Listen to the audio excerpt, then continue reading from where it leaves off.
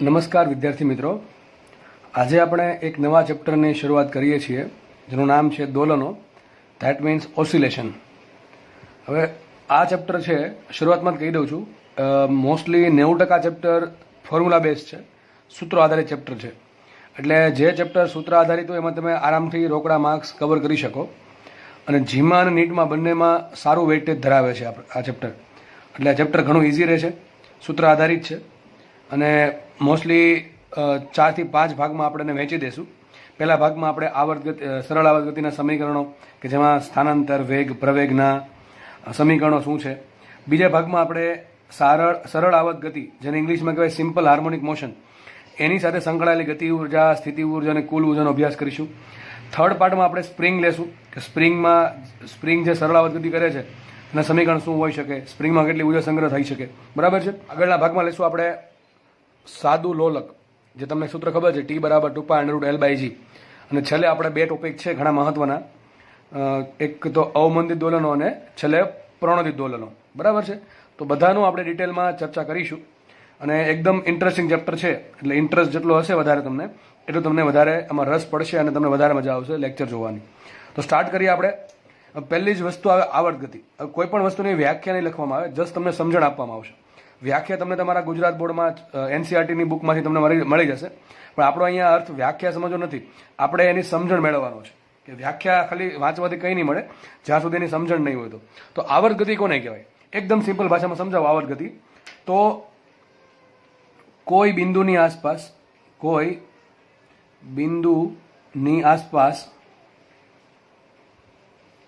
ગતિનું પુનરાવર્તન. એકદમ સિમ્પલ ભાષામાં કહું તો જ્યારે કોઈ પદાર્થ કોઈ બિંદુની આસપાસ ગતિનું પુનરાવર્તન કરતો હોય નિશ્ચિત સમયગાળામાં, તો એવી ગતિને આવર્ત ગતિ કહેવાય સિમ્પલ ભાષામાં. આ હકીકત બહુ મોટો શબ્દ છે, બહુ મોટો શબ્દ છે આવર્ત ગતિ. એમાં કેટલી પ્રકારની ઘણી બધી ગતિઓ આવી જાય છે. કોઈ બિંદુની આસપાસ કોઈ પદાર્થ જ્યારે ગતિનું પુનરાવર્તન કરે કોઈ નિશ્ચિત સમયગાળામાં, નિશ્ચિત આવર્તકાળમાં, એને કહેવાય આવર્ત ગતિ. અને એક્ઝામ્પલ્સ આપણે સમજીએ તો ખબર પડે આપણને. જેમ કે પૃથ્વી છે એ સૂર્યની આસપાસ ભ્રમણ કરે છે.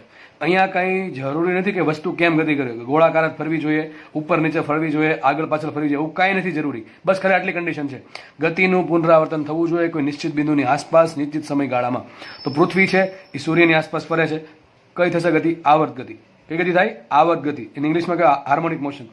તો પૃથ્વીની સૂર્યની આસપાસની ગતિ આવર્ત ગતિ થાય.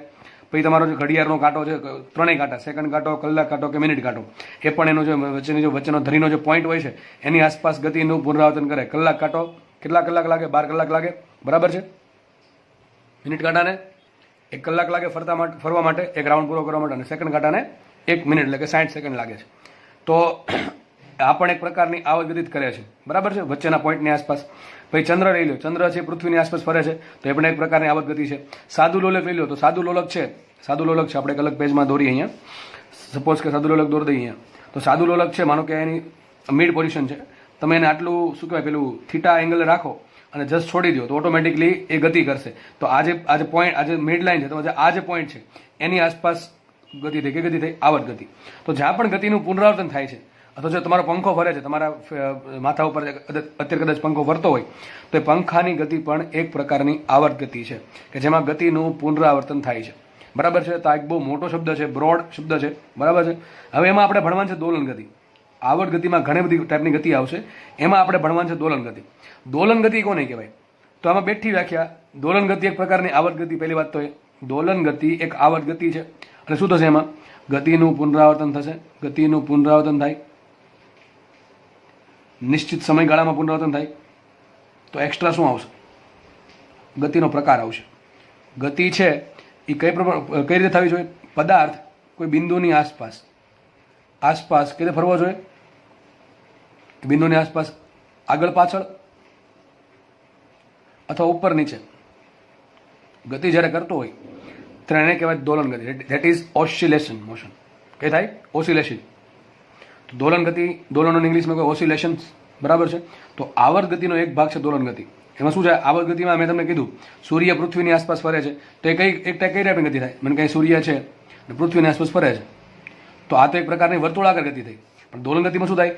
દોલન એક પ્રકારની આવર્ત ગતિ છે જેમાં ગતિનું પુનરાવર્તન નિશ્ચિત સમયગાળામાં થાય અને પદાર્થ કોઈ પદાર્થની આસપાસ આગળ પાછળ કે ઉપર છે, જેમ કે માનો કે આ પ્રમાણે, કે માનો કે એક બિંદુ લઈ લો આપણે, એની આસપાસ કોઈ કણ છે આ પ્રમાણે ગતિ કરે છે, આ રીતે ગતિ કરે છે, તો આમ શું કહેવાય? દોલન ગતિ. સમજ પડે છે? અથવા આ પોઈન્ટ લઈ લો, તો જો આ પોઈન્ટની આસપાસ લોલક છે આ પ્રમાણે ગતિ કરે છે, આગળ પાછળ આજુબાજુ, જેમ કે આ પોઈન્ટ લઈ લો અત્યારે, ચલો આ પોઈન્ટ, તો જે લોલકનો જે નીચેનો દળ છે એ આ પ્રમાણે ગતિ કરે છે, આગળ પાછળ અથવા ઉપર નીચે, બરાબર છે? તો સિમ્પલ આ પ્રમાણે સમજી શકો કે આ બિંદુ છે એની આસપાસ આ પ્રમાણે ગતિ થાય છે. તો આ બધી શું છે? દોલન ગતિનો એક ટાઈપ છે. તો દોલન ગતિ એક ટાઈપની આવર્ત ગતિ છે કે જેમાં ગતિનું પુનરાવર્તન નિશ્ચિત સમયગાળામાં થાય છે અને પદાર્થ આપેલા બિંદુની આજુબાજુ આગળ પાછળ અથવા ઉપર નીચે ગતિ કરતો હોય તેને કહેવાય દોલન ગતિ. દોલન ગતિમાં એક આવે સરળ આવર્ત ગતિ, જેનો આપણે અભ્યાસ કરવાનો છે. આપણા હકીકતે સિલેબસમાં આ વસ્તુ છે, સરળ આવર્ત ગતિ, જેને ઇંગ્લિશમાં કહેવાય સિમ્પલ હાર્મોનિક મોશન. શું કહેવાય? સિમ્પલ હાર્મોનિક મોશન, અને શોર્ટમાં આપણે કહેશું SHM. હું જ્યારે પણ હવે સમજાવીશ તો ટૂંકમાં આવું લખીશ SHM. તો SHM શું છે? એક વાત પાકી થઈ ગઈ કે સરળ આવર્ત ગતિ છે એ દોલન ગતિનો એક પ્રકાર છે. જો મોટી ગતિ કઈ સૌથી મોટી? આવર્ત ગતિ. એમાં શું આવે? દોલન ગતિ. એની અંદર શું આવે? સરળ આવર્ત ગતિ. આપણે આજ ભણવાનું છે સિમ્પલ હાર્મોનિક મોશન, એટલે ઇન શોર્ટ કહેશું HSM. શું કહેશું? Simple harmonic motion, that is SHM. હવે સિમ્પલ હાર્મોનિક મોશન એટલે કે સરળ આવર્ત ગતિ દોલન ગતિનો જ એક ભાગ છે. પણ દોલન ગતિના કયા ટાઈપમાં આવે છે? તો એમાં નક્કી કરેલું છે કે જે દોલન ગતિમાં સરળ આવર્ત ગતિ માટેની કન્ડિશન, ચલો એક પ્રકારની દોલન ગતિ છે, એમાં શું થવું જોઈએ? એમાં એવું થવું જોઈએ કે પદાર્થ પર જે બળ લાગે છે, એ બળ છે એ સ્થાનાંતરના સમપ્રમાણમાં હોવું જોઈએ અને વિરુદ્ધ દિશામાં હોવું જોઈએ. ટૂંકમાં જે દિશામાં સ્થાનાંતર થાય છે એનાથી વિરુદ્ધ દિશામાં એનું આ જે બળ છે એ પુનઃસ્થાપક બળની વાત કરીએ છીએ. કઈ બળની વાત કરીએ છીએ? પુનઃસ્થાપક બળની. તો આગળ ઘણી વખત માઇનસ મૂકે છે કે જે બળ છે એ સ્થાનાંતરની વિરુદ્ધ દિશામાં હોવું જોઈએ. ધેટ મીન્સ શું કહેવા માંગે છે? F proportional to -x અથવા F proportional to -y અથવા F proportional to -z. જો ગતિ x દિશામાં થાય તો F proportional to -x હોવું જોઈએ. જો ગતિ y દિશામાં થાય તો આપણે F proportional to -y રાખશું અને F proportional to -z ક્યારે આવશે? જો ગતિ z દિશામાં થાય. તો આપણે એવું આ ચેપ્ટરમાં રાખશું કે આ પ્રમાણે ઉપર જે ગતિ થતી હોય તો આ એક્સિસને y x કહેશું, આ એક્સિસને x x કહેશું. તો આ રીતે ગતિ થાય, આ રીતે તો એને x દિશામાં ગણશું, પણ આ રીતે થાય ઉપર નીચે ગતિ તો થાય એને ગણશું આપણે y દિશામાં. અને આ પ્રમાણે આજુબાજુ આસપાસ ગતિ થાય આગળ પાછળ તો એને ગણશું આપણે x દિશામાં. ઉપર નીચે થાય તેને ગણશું y દિશામાં. ઝેડમાં કઈ રીતે આ રીતે જે આપણે દેખાશે નહીં અત્યારે, બરાબર? કારણ કે સમતલને કેવું છે? લંબ છે. તો આપણે મોસ્ટલી તમારે આ બેમાં સૂત્ર મળશે, એમાં વધારે પડતા આમાં મળશે F proportional to -y. તો જે દોલન ગતિમાં બળ છે એ સ્થાનાંતરના સમપ્રમાણમાં હોય અને વિરુદ્ધ દિશામાં હોય એવી દોલન ગતિને સરળ આવર્ત ગતિ કહે છે. આ બહુ મોસ્ટ IMP કન્ડિશન, બહુ જ મોસ્ટ IMP કન્ડિશન. શું હોવું જોઈએ? F proportional to -x હોવું જોઈએ. હવે F બરાબર હોય શું? F બરાબર શું થાય? MA થાય. તો MA proportional to શું આવશે? -x આવશે અથવા -y આવશે. તો સાબી શું થયું? A proportional to -x upon m. માનો કે દળ પણ અચળ છે, દળ અચળ લઈ લે, સાબી શું થયું? A proportional to પણ -x હોવું જોઈએ. તો સાબી શું થયું? કાં તો તમે કેવી ગતિ થવી જોઈએ? સરળ આવર્ત ગતિની કન્ડિશન. બહુ મહત્વની વાત છે ભાઈ. IMP પહેલો IMP ટોપિક તમારા ચેપ્ટરનો કે સરળ આવર્ત ગતિ ક્યારે થાય? SHM માટેની જરૂરી શરત. શું શરત છે? કે તમારું જે બળ છે એ સ્થાનાંતરના સમપ્રમાણમાં વિરુદ્ધ દિશામાં હોવું જોઈએ, અથવા તો તમારો જે પ્રવેગ છે, જે વસ્તુ દોલન ગતિ કરે છે એ દોલન ગતિનો પ્રવેગ છે, જે લોલક છે એનો પ્રવેગ હોવો જોઈએ સ્થાનાંતરના સમપ્રમાણમાં અને વિરુદ્ધ દિશામાં. આ કોના પર બળ લાગશે? આપણે એવું માનશું કે આપણે જે સિસ્ટમ છે એને કહેવાય સ્પ્રિંગ માસ સિસ્ટમ. શું કહેશું એને? સ્પ્રિંગ માસ સિસ્ટમ. ટૂંકમાં જે સરળ આવર્ત ગતિ છે એને સ્પ્રિંગ માસ સિસ્ટમ તરીકે દર્શાવી શકાય. હકીકતે એને સ્પ્રિંગને માસ ન હોવા છતાં પણ એને આપણે સ્પ્રિંગ માસ સિસ્ટમ ગણી શકીએ. જેમ કે આવું માનશું એક સ્પ્રિંગ લટકાવેલી છે અને એના છેડે દળ લટકાવેલું છે. આપણને ખબર છે, આપણે છઠ્ઠું ચેપ્ટર કાર્ય ઉર્જા પાવરમાં સ્પ્રિંગ વિશે ડિટેલમાં ચર્ચા કરી છે. હવે આને થોડુંક પણ બળ નીચે ખેંચવામાં આવે અને મૂકી દે તો શું થશે? દોલન સ્ટાર્ટ કરશે, બરાબર છે? તો આ પદાર્થનો પ્રવેગ અને આ પદાર્થના બળની વાત થાય છે. આ પદાર્થ પર જે પ્રવેગ લાગશે અને પદાર્થ પર જે બળ લાગે છે, બરાબર, એની વાત કરે છે. કેટલું હશે? એ પુનઃસ્થાપક બળ હશે સ્થાનાંતરના વિરુદ્ધ દિશામાં, અથવા જે પ્રવેગ છે પણ સ્થાનાંતરના વિરુદ્ધ દિશામાં હોવો જોઈએ. જો આ કન્ડિશન હોય તો જ ગતિને સરળ આવર્ત ગતિ કહેવાય, બાકી સરળ આવર્ત ગતિ થશે નહીં. તો પહેલામાં પહેલી શરત, સરળ આવર્ત ગતિ માટે શરત કઈ? બળ છે એ સ્થાનાંતરના સમપ્રમાણમાં વિરુદ્ધ દિશામાં હોવું જોઈએ, અથવા તો પદાર્થનો પ્રવેગ સ્થાનાંતરના સમપ્રમાણમાં હોવો જોઈએ અને વિરુદ્ધ દિશામાં હોવો જોઈએ.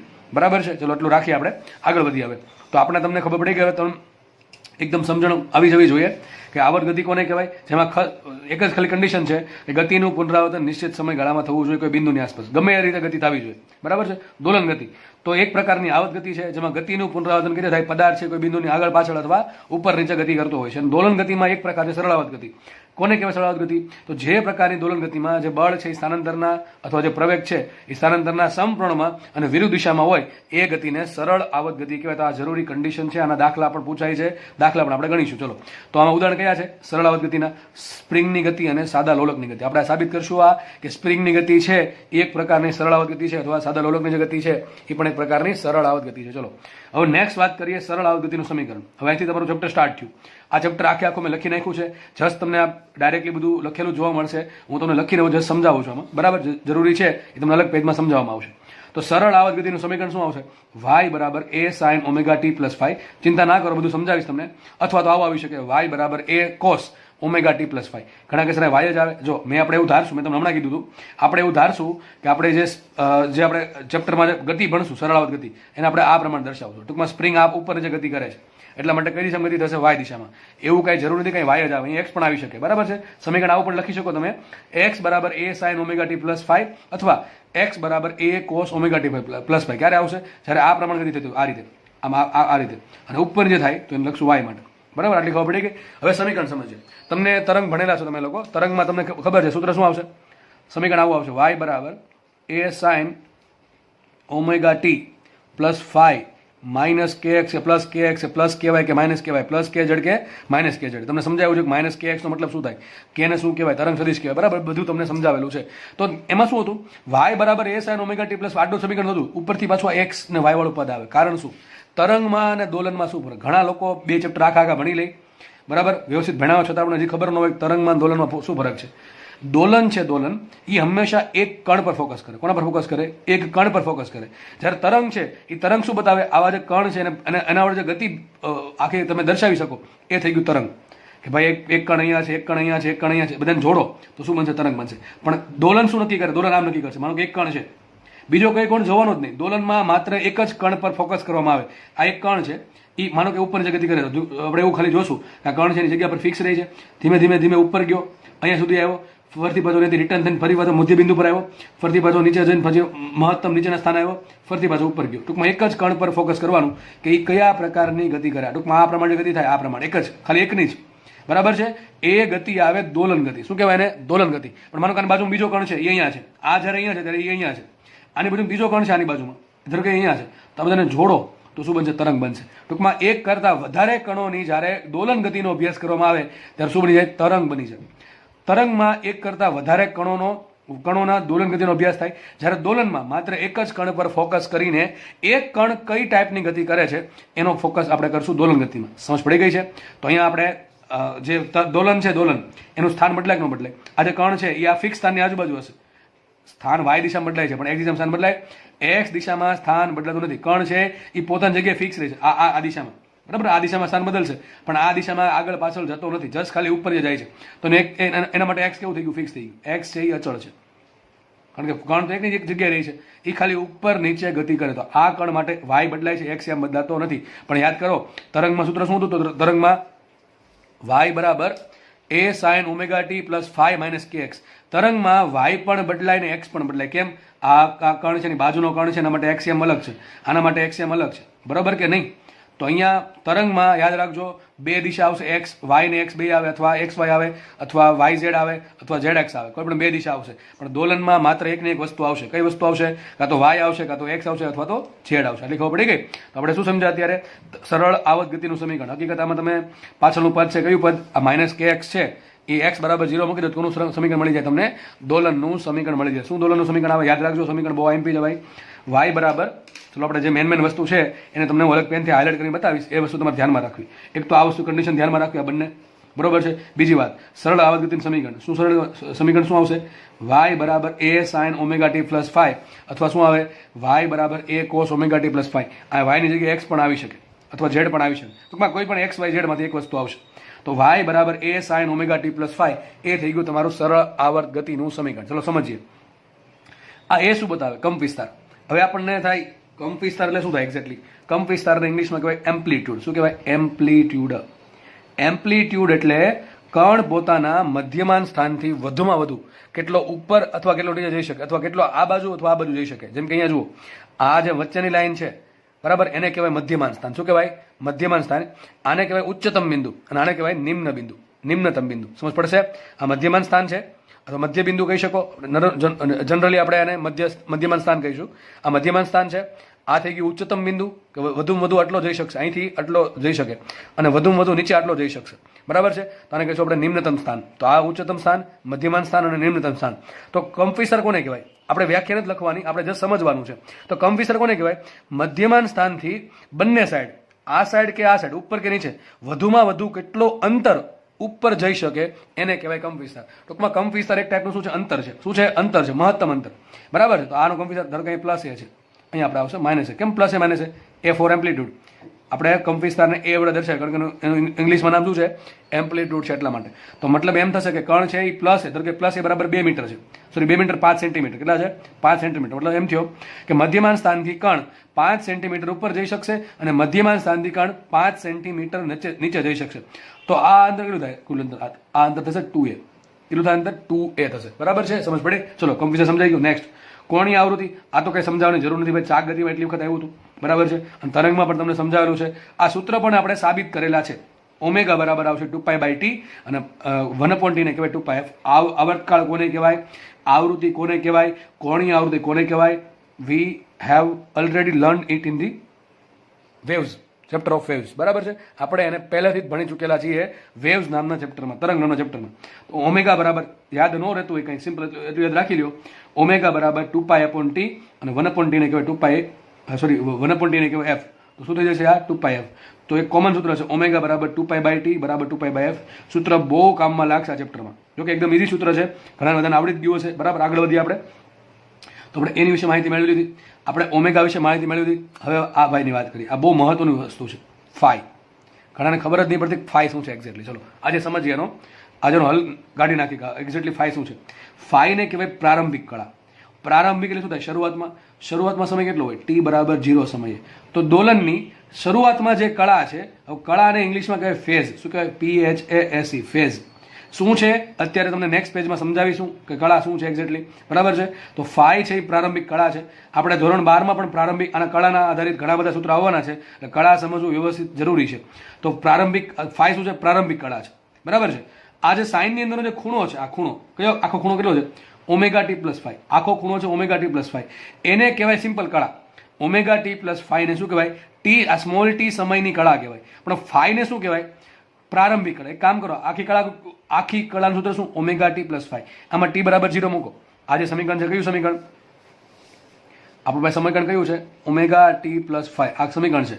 આને શું કહેવાય? કોઈ પણ સમયે ટી સમયની કળા. શું કહેવાશે આને? ટી સમયની કળા. એક કામ કરવામાં તમે t બરાબર 0 મૂકો, શું મળશે? શરૂઆત મળે તો પ્રારંભમાં મળે.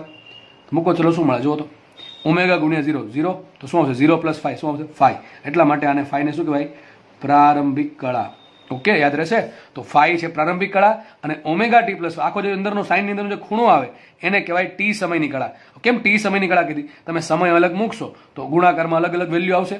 ωt ની અલગ અલગ વેલ્યુ આવશે, +5 કરો તો અલગ અલગ વેલ્યુ આવશે. ટૂંકમાં જે કળા છે એ સમય પર આધારિત છે, પરંતુ પ્રારંભિક કળા છે એ ફિક્સ હોય. શરૂઆતમાં જે પણ તમે કળા આપી દોલનને કરવા માટે એને કહેવાય પ્રારંભિક કળા. આગળ વધીએ. What is why? વાય શું છે? ચલો યાર રહી ગયું, વાય રહી ગયું. વાય શું છે અહીં સમજાવું તમને. સમજો કે આ પ્રમાણે આ મધ્યમાન સ્થાન છે અને આ ઉચ્ચતમ બિંદુ છે, આ નીચતમ બિંદુ છે. માનો કે કણ છે અહીંથી ગતિની સ્ટાર્ટ કરે છે, તો શરૂઆતમાં વાય કેટલું છે? એનું 0. વાય માપવાનું ક્યાંથી? વાય હંમેશા મધ્યમાન સ્થાનથી માપવાનું. વાયને હંમેશા મધ્યમાન સ્થાનથી માપવાનું. જો તમે મધ્યમાન સ્થાનથી ઉપર તરફ ગતિ કરાવો દોલનને તો વાય પોઝિટિવ આવશે, અને જો મધ્યમાન સ્થાનથી નીચે ગતિ કરાવો તો વાય નેગેટિવ આવશે. સમજ પડે છે?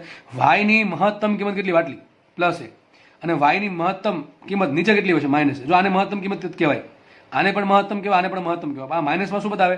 આ માઇનસ એમ બતાવે છે કે વસ્તુ નીચે તરફ ગતિ કરે છે. પ્લસ શું બતાવશે? પ્લસ મતલબ એમ બતાવશે કે વસ્તુ ઉપર તરફ ગતિ કરે. ક્યાંથી? મધ્યમાન સ્થાનથી. મને કે તમને એમ કીધું y બરાબર +a/2 છે. કેટલા છે? +a/2. શું મિનિંગ થયાનો? કે તમારું દોલન છે એ કોઈ સમય અહીંયા હશે, અહીંયા અડધા અંતરે, મધ્યમાન સ્થાનથી અડધા અંતરે, પણ ક્યાં? ઉપર તરફ. અને તમને એમ કીધું y બરાબર -a/2. ધેટ મીન્સ તમારું જે દોલન છે એ અહીંયા થાય છે. જે દોલક છે બરાબર, દળ એ અહીંયા પહોંચ્યું છે. જે કણ દોલન કરે છે અહીંયા પહોંચ્યો છે તો શું આવશે વાય બરાબર માઇનસ એ બાય ટુ અને વાય બરાબર plus A by two. Plus માઇનસનો કોઈ મિનિંગ નથી. પ્લસ માઇનસનો મિનિંગ એટલો જ છે, ટૂંકમાં એનો વેલ્યુમાં કોઈ મિનિંગ નથી. એનો મતલબ આમ સમજવાનો છે કે માઇનસ એટલે નીચે જાય છે, પ્લસ એટલે ઉપર જાય છે.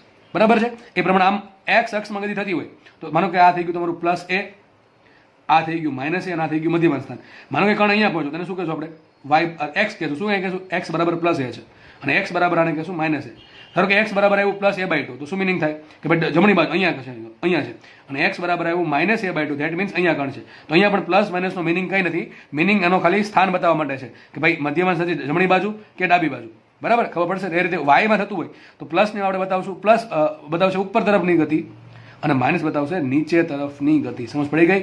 ચલો વાય શું છે? વાય એટલે કોઈ પણ સ્થાન કે ભાઈ કણ અહીંયા છે, અહીંયા છે, અહીંયા ક્યાં હોઈ શકે? કણ બેની વચ્ચે ગમે ત્યાં હોઈ શકે.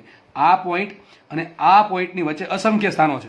એમાં કોઈ પણ જગ્યાએ કણ ક્યાં છે એ મારે શોધવું હોય એ શું બતાવશે મને? વાય બતાવે.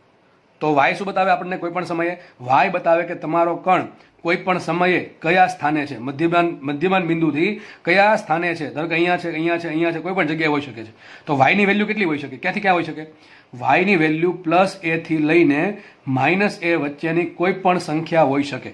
એ પ્લસ એ હોઈ શકે, 0 હોઈ શકે, માઇનસ એ હોઈ શકે, પ્લસ એ બાય ટુ હોઈ શકે, માઇનસ એ બાય ટુ હોઈ શકે, અથવા અસંખ્ય સંખ્યા વચ્ચે આવશે. એ ટૂંકમાં આટલાથી આટલાની વચ્ચે કોઈ પણ સંખ્યા હોઈ શકે. તો આઈ હોપ કે તમને બધી વસ્તુ ક્લિયર થઈ ગઈ છે. બરાબર છે? સમીકરણ વાંચો હવે. વાય બરાબર A sine omega T plus Y. Y શું છે? કોઈ પણ સમયે સ્થાન છે. એ શું છે કે કણ છે એ મધ્યમાન સ્થાનથી કેટલો ઉપર જઈ શકે અથવા કેટલો નીચે જઈ શકે. ઓમેગા શું છે?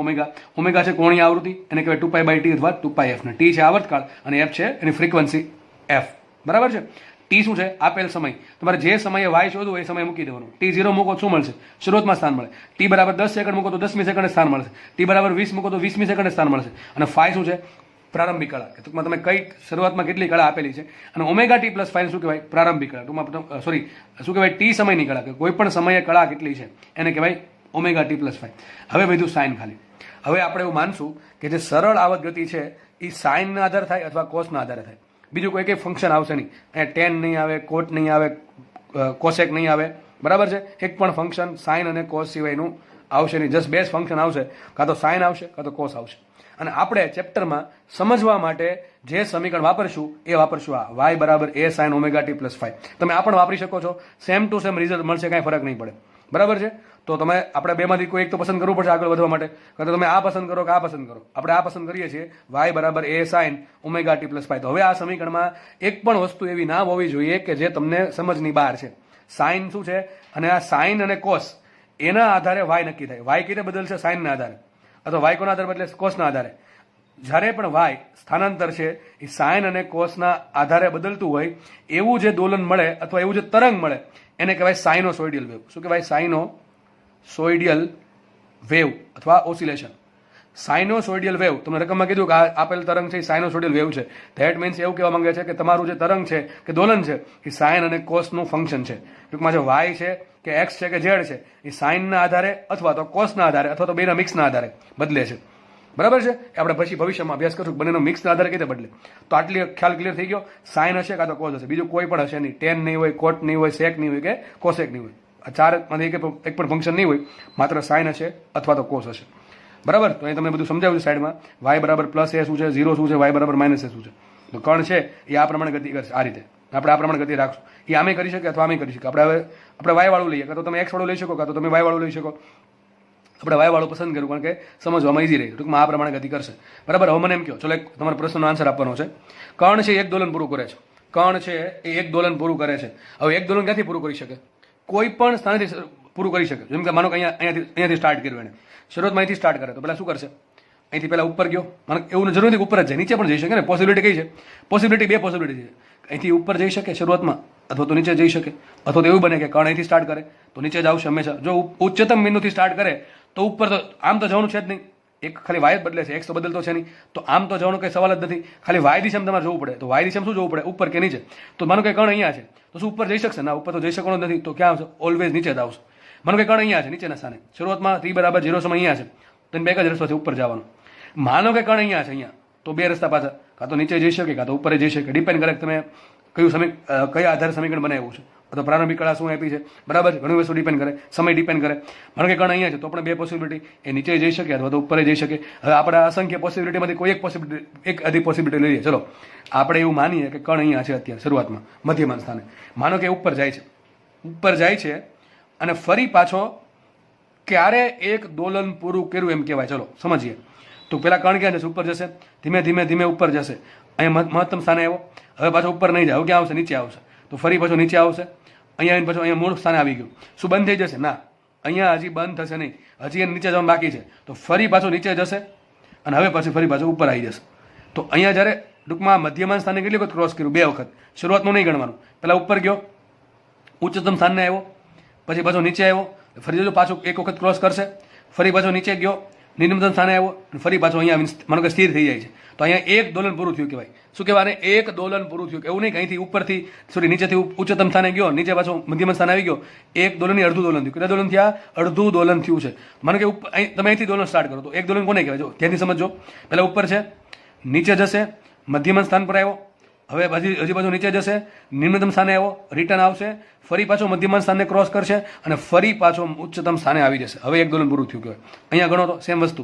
નીચેથી પહેલા મધ્યમાન સ્થાને, મધ્યમાન સ્થાનથી ઉચ્ચતમ સ્થાને, ઉચ્ચતમ સ્થાનેથી પછી ફરતી પાછો મધ્યમ સ્થાને અને ફરી પાછો નિમ્નતમ સ્થાને આવે ત્યારે એક એનું ઓસિલેશન અથવા દોલન પૂરું થયું એમ કહેવાય. આ પોઈન્ટ લો તો એમાં સેમ વસ્તુ. મને કે અહીંથી પહેલા ઉપર જાય છે, પછી ફરી પાછો એકદમ નીચે જશે, ફરી પાછો અહીંયા આવશે ત્યારે એક દોલન. આ પોઈન્ટ લો તો આમ માનો, ચલો આમ કે હવે પહેલાં માનો કે નીચે જાય છે તો નીચે જઈ નિમ્નતમ સ્થાન, રિટર્ન થયો, ફરતી પાછો ઉપર અને ફરતી પાછો ન્યા આવે. ટૂંકમાં આખો તમારે માર્ગ કવર કરવો પડે. એ જ્યારે કમ્પ્લીટ થાય આખો માર્ગ ત્યારે એને એક દોલન પૂરું કર્યું એમ કહી શકાય. હવે મને નાનકડા ક્વેશ્ચનનો આન્સર આપો, ધ્યાનથી સમજો. કણ છે, કણ એક દોલન પૂરું કરે ત્યારે કેટલું અંતર કાપે? કણ એક દોલનમાં કેટલું અંતર કાપે? ચલો તો તમને કદાચ આન્સર મળી ગયો હશે અત્યાર સુધીમાં. તો જો આવડતો હોય તો મને અહીંથી ગતિ સ્ટાર્ટ કરે. ચલો આપણે અંતર શોધીએ. તો પહેલાં અહીંથી અહીંયા આવ્યો, કેટલું અંતર થયા? અંતર કહું છું એટલે પ્લસ માઇનસ કંઈ જોવાનું જ નહીં સીધું. અંતરમાં કંઈ ન આવે. અંતર ઓલવેઝ ડિસ્ટન્સ હંમેશા ધન જ હોય. તો અહીંથી કેટલું અંતર થાય? એ અંતર થાય, આટલું એ અંતર થયું. અહીંથી પાછું નીચે જશે તો ફરતી પાછું એ અંતર થયું. કેટલું દોલન પૂરું કર્યું? અડધું દોલન. અડધા દોલન હજી પૂરું થયું છે. અડધા દોલનમાં કેટલું અંતર કાપે? 2a અંતર, 2 into a. હવે ફરતી પાછું ઉપર જશે, મધ્યમાન સ્થાને આવ્યો, પાછું એ અંતર કાપશે. ફરતી પાછું હજી ઉપર જશે, પાછું એ અંતર કાપશે. તો એ અંતર મધ્યમાન ઉચ્ચતમ સ્થાનથી નીચે, મધ્યમાન સ્થાનનું એ અંતર, મધ્યમાન સ્થાનથી નિમ્નતમ સ્થાનનું એ અંતર, નિમ્નતમ સ્થાનથી મધ્યમાન સ્થાનનું ફરતી પાછું એ અંતર અને મધ્યમાન સ્થાનથી ઉચ્ચતમ સ્થાનનું ફરતી પાછું એ અંતર. That is 4a. તમે કોઈ પણ જગ્યાએ ધારો કે તમે અહીંથી ગતિ સ્ટાર્ટ કરો, સેમ રિઝલ્ટ તમને મળશે. બરોબર? ચલો એ પણ ચેક કરી લઈએ. ચલો પહેલાં માનો કે અહીંથી ઉપર જાય છે તો પહેલાં મધ્યમાન સ્થાનથી ઉપર તરફ જવામાં એ અંતર, મધ્યમાન સ્થાનથી ઉચ્ચતમ સ્થાનથી મધ્યમાન પર આવવા ફરતી પાછું એ અંતર. કેટલું અંતર થયું? 2 અંતર થઈ ગયું. હવે મધ્યમાન સ્થાનથી નીચે જશે પાછો એટલે ફરતી પાછું એ અંતર અને નીચેના સ્થાનથી પાછું મધ્યમાન સ્થાન પર આવશે પાછું એ અંતર. ઓલવેઝ યાદ રાખજો કે કણ એક દોલનમાં 4a અંતર કાપે. આ સવાલ પૂછાય છે ભાઈ, જીવાળા નીટવાળાને સિમ્પલ સવાલ, 2 સેકન્ડ એ રીતે ટીક કરતા, પણ ખબર હોવી જોઈએ. હવે નવો પ્રશ્નનો આન્સર. ચલો કેટલું સ્થાનાંતર કરે? કણ એક દોલન પૂરું કરે છે, એક દોલન, ત્યાં સુધીમાં કેટલું સ્થાનાંતર કરે? શું આન્સર આવે? 0 આવે દોસ્ત. શું આન્સર આવે? 0. કેમ 0 આવે? અહીં વિચારો. અહીંથી સ્ટાર્ટ કર્યું, મધ્યમાન, નિમ્નતમથી મધ્યમાન, ફરતી પાછો નહીં આવી ગયું. અરે ભાઈ, જ્યાં સ્ટાર્ટ કરે છે એ સ્થાને પાછો આવે તો સ્થાનાંતર તો 0 થાય કે ન થાય? હવે આટલી ખબર ન પડતી હોય કે પ્રારંભિક સ્થાન અને અંતિમ સ્થાન પ્રારંભિક સ્થાન અને અંતિમ સ્થાન સરખું હોય તો સ્થાનાંતર 0 થાય, તો આ ચેપ્ટર રહેવા દેવું. આની પહેલાં તમારે ગતિ આખી કરવી પડશે. ગતિમાં પહેલાં તમને ચેપ્ટર નંબર 3 કે જેમાં ગતિનો સિમ્પલ ખ્યાલ, એમાં શરૂઆતમાં સ્થાનાંતર ભણાવ્યું હતું ડિટેલમાં, એ પહેલાં વાંચો, પછી આ ચેપ્ટર જોજો. બરાબર છે? તો જ્યારે ફરતી પાછું એના સ્થાને આવશે તો સ્થાનાંતર થઈ જશે 0. બરાબર કે નહીં? સમજ પડે છે? તો સ્થાનાંતર 0 થશે. કેટલું થશે? સ્થાનાંતર 0 થશે. તમને એમ કહે કે કણ એક દોલન પૂરું કરે, કેટલું સ્થાનાંતર? 0. ચલો મને એમ આન્સર આપો. કણ 2 દોલન પૂરા કરે, 2 દોલન, કેટલું સ્થાનાંતર થાય? 0 જ થાય, કારણ કે 2 દોલનમાં ફરતી પાછું ન્યા જ આવી જશે. આ એક દોલન ફરતી પાછું બીજું દોલન, કેટલું સ્થાન થાય? 0 સ્થાનાંતર થશે. કેટલું સ્થાનાંતર થાય? 0 સ્થાનાંતર થાય. ચલો એમ કહું 2 દોલનમાં અંતર કેટલું કાપે? અરે સીધી વાત છે, અંતર એક દોલનમાં કેટલું કાપે? 4a. તો 2 દોલનમાં કેટલું? 8a. સમજ પડે છે કે નહીં? હવે મને આન્સર આપજો. કણ છે, કણ એ 0.5 દોલન પૂરા કરે. કેટલા દોલન પૂરા કરે છે? 0.5. ચલો કેટલું સ્થાનાંતર થાય? ગમે એક પોઈન્ટ લઈ લેવાનું. મોટા ભાગે ઉપર નીચેના લેવાનું સારું પડશે. વચ્ચેના સ્થાનમાં ઘણા ગૂંચવાઈ જાય કે આમ થયું પછી પાછું આમ થયું, એમાં કંઈ ખબર ન પડે ઘણાને.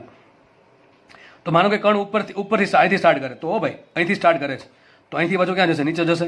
તો જો અહીંયા આવી જાય, અહીંયા અહીંયા આવી જાય કેટલું સ્થાનાંતર થશે 2a, કેટલું થાય 2a થાય ને, અને અંતર કેટલું થાય 2a. પણ કણ જો મધ્યમાન સ્થાનથી સ્ટાર્ટ કરશે તો પેલા ઉપર જશે એ અંતર, ફરતી પાછો નીચે આવશે અડધું દોલન પૂરું, તો એનું અંતર કેટલું થશે 2a થશે, પરંતુ એનું સ્થાનાંતર 0 થશે. સમજ પડે કે નહીં પડતી? તો દર વખતે એવું જરૂર નથી કે અડધું દોલન પૂરું કરે તો અંતર હંમેશા 2a જશે, પણ સ્થાનાંતર 2a થાય કે 0 થાય કોના પર ડિપેન્ડ કરે, ક્યાંથી ગતિ સ્ટાર્ટ કરે છે. જો નિમ્નતમ સ્થાનેથી સ્ટાર્ટ કરે અને અડધું દોલન પૂરું કરે તો ક્યાં અડધું દોલનમાં ક્યાં અહીંયા પહોંચી જાય, અડધા દોલનમાં અહીંયા પહોંચશે. તો અહીંથી પાછળ મધ્યમાન સ્થાનથી ઉચ્ચતમ સ્થાન, તો સ્થાનાંતર પણ 2a થાય, અંતર પણ 2a થાય અડધા દોલન માટે. પણ કણ જો અહીંથી ગતિ સ્ટાર્ટ કરે, માનો કે નીચે ગયો તો અહીંથી નીચે આવશે, નીચેથી પાછું મધ્યમ સ્થાન પર આવશે, અડધું દોલન પૂરું, તો સ્થાનાંતર 0 પણ અંતર થશે 2a. બરાબર છે? પણ મોટા ભાગે તમને ક્વેશ્ચન પૂછાશે આના માટે. બરાબર છે? હવે મને આના પછી એક નવો આન્સર આપો. મને એમ કહો, આપણે એક દોલન માટે વાત કરીએ કે કણ એક દોલન પૂરું કરે તો વેગ કેટલો હોય, સરેરાશ વેગ, સરેરાશ વેગ નહીં, વેગ તો તાત્ક્ષણિક હોય, પણ સરેરાશ વેગ કેટલો હોય? એક દોલન પૂરું કરતા કણનો સરેરાશ વેગ કેટલો હોય? એકદમ ઇઝી પ્રશ્ન છે. જે લોકોને ગતિ વ્યવસ્થિત સમજાઈ ગયેલી છે એને તો 2 સેકન્ડ એનો આન્સર આપતા. સરેરાશ વેગ કોને કહેવાય? સૂત્ર શું સરેરાશ વેગનું? સ્થાનાંતર છેદમાં સમયગાળો. સરેરાશ વેગ કોને કહેવાય? સ્થાનાંતર છેદમાં સમયગાળો. ચલો મને કહો, કણ એક દોલન પૂરું કરે તો સ્થાનાંતર 0 હોય, સ્થાનાંતર 0 તો સરેરાશ વેગે 0. આ પ્રશ્ન લગભગ નીટ 2019માં પૂછાયેલ દાખલો. બોલો, આવો સિમ્પલ ક્વેશ્ચન. બરાબર છે? આ ચેપ્ટરમાં કેટલું આપણે અંદર લઈ જઈએ, ડિટેલમાં લઈ જઈએ, સાવ આવો ઇઝી પ્રશ્ન પૂછી નાખ્યો કે એક દોલન સરળ આવત ગતિમાં એક દોલન દરમિયાન કણનો સરેરાશ વેગ કેટલો હોય? કેટલો હોય? 0 હોય. કેટલો હોય? 0. આ પ્રશ્ન પૂછાય. તમે જુઓ કેટલા ઇઝી પ્રશ્ન પણ પૂછાય છે, આવા સવાલ પણ પૂછાય છે. અંતર કેટલું, સ્થાનાંતર કેટલું, પણ વાંચવાનું કેટલું દોલન આપ્યું છે. બરાબર છે? તો સરેરાશ વેગ કેટલો હોય એક દોલન? હું હજી કહું છું એક દોલન દરમિયાન. 2 દોલનમાં કેટલો? 2 દોલનમાં કેટલો? 0 હોય. 3 દોલનમાં કેટલો? 0. પણ એમ કે અડધું દોલન, તો નક્કી કરવું પડે ભાઈ દોલન ક્યાંથી સ્ટાર્ટ થાય છે. જો અહીંથી સ્ટાર્ટ થયું તો ફરતી પાછું નીચે આવશે, તો આને કહેવાય અડધું દોલન. તો સ્થાનાંતર થશે 2a. કેટલું થાય? 2a. અને કેટલો સમય લાગે? આખું દોલન માટે સમય લાગે આવર્તકાળ, તો એનો અડધો t/2, તો કેટલું થાય? a/t. તો સરેરાશ વેગ કેટલો આવશે? a/t આવશે અડધા દોલન માટે, ક્યાંથી ઉપરથી અથવા નીચેથી સ્ટાર્ટ કરે તો. સમજ પડી ગઈ છે? જોકે તમને એવું અધવચ્ચે તે નહીં પૂછે, તમને આવું જ પૂછશે 1 દોલન, 2 દોલન, 5 દોલન, 10 દોલન, એ પ્રમાણે. હવે મને એમ કે સરેરાશ ઝડપ શોધી આપણે. સરેરાશ ઝડપ. તો સરેરાશ ઝડપ કોને કહેવાય? અંતરના છેદમાં સમય. કોને કહેવાય? અંતરના છેદમાં સમય. ચલો, એક દોલન દરમિયાન કેટલું એનો સરેરાશ વેગ, સરેરાશ ઝડપ હોય? I think we should use another page. બરાબર છે? ઓકે, ચલો આપણે શોધીએ સરેરાશ ઝડપ. જો આ તમારા પ્રશ્નો છે બધા ભાઈ, બરાબર છે? આ થિયરી પ્રશ્નો ચાલે, માનવાનું કે જીનિયર નીટના પ્રશ્નો ચાલે છે. ચલો સમજી લો, સરેરાશ ઝડપ શોધવી છે. અહીં દોરી દઈએ આપણે આકૃતિ. આ ઉચ્ચતમ સ્થાન, આ મધ્યમ સ્થાન, અને આ થઈ નિમ્નતમ સ્થાન. ધારો કે અહીંથી સ્ટાર્ટ કરાવીએ આપણે, તો તમને ખબર છે એક દોલન દરમિયાન કેટલું અંતર કાપે? અહીંથી અહીંયા, પાછું અહીંથી ઉપર 4a અંતર કાપે. તો અંતર સરેરાશ ઝડપ કોને કહેવાય? અંતર છેદમાં સમય. સરેરાશ વેગ કોને કહેવાય? સ્થાનાંતર છેદમાં સમય. બરાબર છે? તો અંતર આવશે હંમેશા ધન જ આવશે. ચલો, એક દોલનમાં કેટલું અંતર કાપે? 4a કાપે. સમયગાળો કેટલો હોય? Capital T. ખબર છે ને? એક દોલન પૂરું કરે એટલે કેટલો સમયગાળો થાય? એને આવર્તકાળ કહેવાય. કેપિટલ ટી થશે, તો શું આન્સર આવશે? 4a/t. યાદ રાખજો, સવાલ પૂછાય તમને એમ કહી દે એક દોલનનો કંપ વિસ્તાર 5 સેન્ટીમીટર છે અને આવર્તકાળ 5 સેકન્ડ છે, તો સરેરાશ ઝડપ કેટલી? તો શું આન્સર આવશે? 4a/t. તો 2 પ્રશ્ન યાદ રાખવા. સરેરાશ ઝડપ કેટલી હોય, સરેરાશ વેગ કેટલો હોય? સરેરાશ વેગ ડિપેન્ડ કરશે સ્થાનાંતર પર, અને સરેરાશ ઝડપ ડિપેન્ડ કરશે અંતર પર. તો તમે કયા પોઈન્ટથી ગતિ સ્ટાર્ટ કરવાનું કહે છે એના પર ડિપેન્ડ કરે. જોકે સરેરાશ ઝડપ તો કોઈ પર ડિપેન્ડ નહીં કરે, અંતરનો ધનત્વ હોય હંમેશા.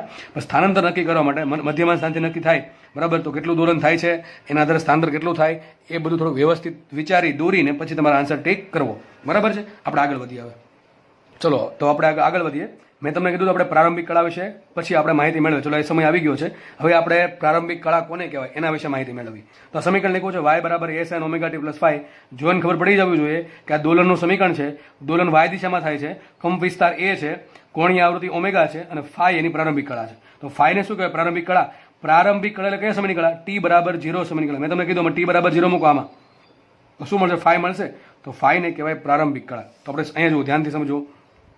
સમીકરણ છે y = a sin ωt+ϕ. હવે મારે પ્રારંભિક કળા શોધવી છે, તો હું શું કરીશ? t બરાબર શું મૂકી દઉં? 0 મૂકી દઉં. સમીકરણ શું બની જશે? y = a. અહીંયા આખું પર 0 થઈ જશે. શું હશે? a sin, સોરી, y બરાબર છે a sin ϕ. બરાબર કે નહીં? લખી દઉં ફરીથી. શું છે? y = a sin ϕ. તો જુઓ હવે બધો મદાર. તો આ સમય કેટલો મૂકો? t = 0. તો આ વાય ક્યારે મળશે? શરૂઆતમાં મળે કે ન મળે? ટી બરાબર 0 સમય મળે કે ન મળે? ભાઈ તમે જે સમય મૂકશો એ સમય તમને સ્થાન મળે. તમે અહીંયા ટી બરાબર 0 મૂક્યા, સમય કયા સમયનું તમને સ્થાન મળશે? સ્થાન મળશે તમને ટી બરાબર 0 સમયનું. તો વાય ક્યારનું મળશે? શરૂઆતમાં. તો જો વાય શરૂઆતમાં કેટલું હશે એ ડિપેન્ડ કરશે સાઇન ફાઈ પર, અને સાઇન ફાઈ ડિપેન્ડ કરશે ફાઈ પર. એ તો અચળ છે, એ અચળ છે. ચલો, તો વાય શરૂઆતમાં કેટલું હશે એ કોના પર આધારિત છે? ફાઈ પર આધારિત છે. તમારી ગતિ શરૂઆતમાં ક્યાંથી સ્ટાર્ટ થાય છે એનો આધાર ફાઈ પર છે. એક એક્ઝામ્પલ લઈને સમજીએ. માનો કે મારે ગતિ સ્ટાર્ટ કરવી છે. ચલો, હું એવું ઈચ્છું છું કે મારી ગતિ વચ્ચેથી અહીંથી સ્ટાર્ટ થાય. તેના માટે શું કરવું પડે મારે? તો મારે હવે વાય છે અહીંથી અહીંયા વાય કેટલો હોય? 0. તો મારા માટે વાય 0 ક્યારે થાય? બે કિંમત આવે. વાય 0 ક્યારે થાય? એ તો 0 નથી, તો સાઇન ફાઇન 0 થવું પડે. હવે સાઇન થીટા 0 ક્યારે થાય? કાં તો ખૂણો 0 ડિગ્રીનો હોય તો, અથવા ખૂણો પાઈ રેડિયનનો હોય તો, બરાબર, અથવા ખૂણો 180 ડિગ્રીનો હોય તો હવે બે કન્ડિશન આવી. કાં તો ફાઈ 0 હોઈ શકે, કાં તો ફાઈ પાઈ હોઈ શકે. તો યાદ રાખજો અહીંયાથી જ્યારે ગતિ, જો ભાઈ બહુ મોસ્ટ આઈએમપી વસ્તુ હું કહેવા જઈ રહ્યો છું નેક્સ્ટ 2 મિનિટમાં, આમાં ખબર નહીં પડે તો ધોરણ 11માં આ ચેપ્ટર નહીં આવડે, અને ધોરણ 12ના આના આધારે ચેપ્ટર છે એ પણ નહીં આવડે. યાદ રાખજો, જ્યારે ગતિ વચ્ચેના પોઈન્ટથી સ્ટાર્ટ થાય અને ગતિ જ્યારે ઉપર તરફ હોય, ફરીથી બોલું છું, ગતિ જ્યારે તમારી દોલનની ગતિ વચ્ચેના પોઈન્ટથી સ્ટાર્ટ થાય અને ગતિ ઉપર તરફ થતી હોય ત્યારે ફાઈ બરાબર 0 મૂકવા. પહેલી વાત. બીજી વાત, જ્યારે ગતિ વચ્ચેથી સ્ટાર્ટ થાય મધ્યમાન સ્થાનથી અને ગતિ નીચે તરફ થઈ શકે ત્યારે ફાઈ બરાબર પાઈ મૂકવા. કેમ હમણાં કહું છું, જ્યારે ગતિ ઉચ્ચતમ બિંદુથી સ્ટાર્ટ થાય તો એક જ કન્ડિશન છે, નીચે જ આવશે ત્યારે ફાઈ હશે પાઈ બાય 2. શું કામ? હમણાં બધું કારણ સહિત આવે છે, આપણે ફિઝિક્સ જીનીટ ભણતા નથી કારણ વગર, બરાબર છે, સાબિતી વગર. ચલો, તો માનો ચોથી કન્ડિશન, આ પહેલી કન્ડિશન, આ બીજી કન્ડિશન, આ ત્રીજી કન્ડિશન અને ચોથી કન્ડિશન. જ્યારે ગતિ નિમ્નતમ બિંદુથી સ્ટાર્ટ થાય ત્યારે ફાઈ બરાબર આવશે 3 પાઈ બાય 2. કેટલા આવશે? 3 પાઈ બાય 2. બધી કિંમત રેડિયનમાં લખી છે. શેમાં લખી છે? રેડિયનમાં. હવે સર આવું તમે કેમ કહી શકો? અહીં કેમ 3 પાઈ બાય 2 જ આવ્યા, અહીં કેમ પાઈ બાય 2 જ આવ્યા, બે કેમ ઊંધો નો આવ્યો? ચલો સમજીએ. તો મને ખબર પડી ગઈ શરૂઆતમાં વાય ક્યાંથી કેટલો હશે ડિસાઇડ કોણ કરશે? Sine phi. એક કામ કરો, ચલો અહીંયા ફાઈ બરાબર 270 ડિગ્રી મૂકો. 270 ડિગ્રીને શું કહે? 3 પાઈ બાય 2. તમને ખબર છે એકમ વર્તુળ સાઇનનું, યાદ છે બધાને? અહીંયા ખૂણો કેટલો હોય? 0. અહીંયા કેટલો હોય? Pi by 2. અહીંયા છે પાઈ, અહીંયા કેટલો હોય? 3 પાઈ બાય 2. અહીંયા પાછો કેટલો હોય? 2 પાઈ. 0 2 પાઈ બધું હરખું જ છે. તો અહીંયા સાઇન કેટલો હોય? અહીંયા સાઇનની કિંમત હોય -1. અહીંયા સાઇન કેટલો હોય? 0. અહીંયા સાઇન હશે +1. અહીંયા સાઇન હશે કેટલો? 0. કેટલો છે? 0. તો એક કામ કરીએ, આપણે ફાઈ બરાબર શું મૂકીએ? ફાઈ બરાબર 3 પાઈ બાય 2 મૂકો, એટલે કે 270 ડિગ્રી મૂકો. તો સાઇનની કિંમત કેટલી હોય? -1 હોય. તો a ગુણ્યા -1 શું થશે? -a. તો શું થયું? વાય બરાબર વાય છે -a થશે. હવે વાય -a ક્યારે? અહીંયા થાય. ખબર કે એટલા માટે અહીંયા 3 પાઈ બાય 2 આવ્યું. સમજ પડે કે ન પડે? આ શરૂઆતમાં છે. આ બધું ક્યારે છે? ટી બરાબર 0 સમય. ટૂંકમાં ગતિ સ્ટાર્ટ થાય એની પહેલા કણ ક્યાં છે? મેં તમને કીધું હતું શરૂઆતમાં કણ ક્યાં હોઈ શકે? અરે ભાઈ કોઈ પણ જગ્યાએ હોઈ શકે, કોઈ પણ જગ્યાએ હોઈ શકે. અહીંયા હોઈ શકે, અહીંયા હોઈ શકે, અહીંયા હોઈ શકે, ગમે ત્યાં હોઈ શકે. તો આપણે નક્કી કેમ કરું સર ક્યાં હશે? કોણ નક્કી કરશે? ફાઈ. એટલા માટે જ કહું છું ફાઈનું બહુ મહત્વ છે, પ્રારંભિક કળાનું ઘણું મહત્વ છે. તો એક્ઝેક્ટલી તમારી ગતિની શરૂઆત કયા પોઈન્ટથી થશે એ ડિસાઇડ કોણ કરશે? તમારો ફાઈ જે છે, થીટા જે છે એ નક્કી કરશે. તો ફાઈને શું કહે? પ્રારંભિક કળા કહે. ચલો આપણે આ સમજીએ કે ફાઈ બરાબર પાઈ બાય 2 નો મતલબ શું થાય? એક કામ કરે, ફાઈ બરાબર પાઈ બાય 2 મૂકો તો સાઇન પાઈ બાય 2 શું થાય? સાઇન પાઈ બાય 2 1 થાય. ખબર છે શું થાય? સાઇન પાઈ બાય 2 1 થાય. તો 1 × a શું થાય? +a. ટૂંકમાં તમારી ગતિ ફાઈ બરાબર પાઈ બાય 2 એટલે કે ઉચ્ચતમ બિંદુથી સ્ટાર્ટ થશે. હવે આ ચાર જ કિંમત આવી શકે? 0 ફાઈની કિંમત કેટલી આવી શકે? 0 પાઈ પાઈ બાય 2 3. આ ચાર જ આવી શકે? ના, કોઈ પણ આવી શકે. તો માનો કે તમે અહીંયા મૂકો, બરાબર છે, આ સ્થાને જોતું હોય તમારે વાય, તો એ તમારે વાય મૂકી દેવાનું અને ભાગ્યા એ કરી નાખો, શું મળે? સાઇન ફાઈ મળશે. એનું સાઇન ઇન્વર્સ કરી નાખો, તમને શું મળશે? ફાઈ મળશે. ટૂંકમાં તમારે ગતિ કોઈ પણ જગ્યાએથી સ્ટાર્ટ થઈ શકે. ક્યાંથી લઈને? +a થી લઈને -a વચ્ચેના અસંખ્ય પોઈન્ટ છે, એમાંથી કોઈ પણ જગ્યાએથી તમારી ગતિ શરૂઆતમાં સ્ટાર્ટ થઈ શકે. હવે શરૂઆતમાં ક્યાંથી સ્ટાર્ટ થાય છે એ ડિસાઇડ કરશે ફાઈ. તો ફાઈની એવી કિંમત મૂકો કે ગતિ ભાઈથી સ્ટાર્ટ થતો, તો તમને એ પ્રમાણે વાય એટલું મળશે. ફાઈ એમ મૂકો તો 0 મળશે. ઘણા કહેશે કે અહીંયા ભાઈ ફાઈ 0 કેમ અને પાઈ કેમ આવ્યું? જો તો સાઇન થીટા 0 ક્યારે થાય? બે પોસિબિલિટી છે. અહીંયા 0 થઈ શકે, અહીંયા 0 થઈ શકે. યાદ એવું રાખવાનું છે કે જ્યારે ઉપર તરફ જતો હોય ત્યારે શું કરવું પડે? તમારે ફાઈ બરાબર 0 મૂકવું પડે, અને જ્યારે નીચે તરફ થાય ત્યારે ફાઈ બરાબર પાઈ મૂકવું પડે. આવું કેમ?